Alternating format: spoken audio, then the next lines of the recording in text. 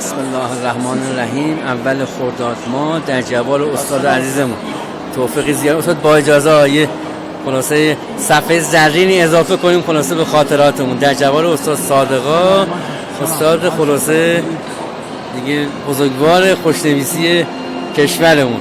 ما هم توفیق خلاصه هم صحبتی و هم جواریشون رو پیدا کردیم خدا رو شکر.